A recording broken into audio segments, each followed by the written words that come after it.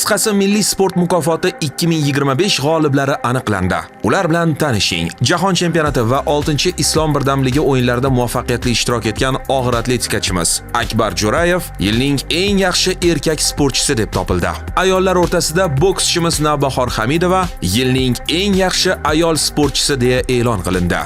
Yilning eng yaxshi murabbiyi Yunon-Rum kurashida terma jamoamizga bosh murabbiylik qilgan Rustam Assakalov e'tirof etildi. Yilning eng yaxshi terma jamoasi esa kutilganidek boks bo'yicha O'zbekiston erkaklar terma jamoasiga nasib etdi. Yilning eng yaxshi sport federatsiyasi g'olib O'zbekiston futbol assotsiatsiyasi. Milliy mukofotni assotsiatsiya raisining birinchi o'rinbosari Ravshan Ermatov qabul qilib oldi. Yilning eng yaxshi yosh sportchisi esa 19 yoshda kattalar o'rtasida Yunon-Rum kurashida jahon chempioni bo'lgan Aytjan Xalmaxanovga topshirildi.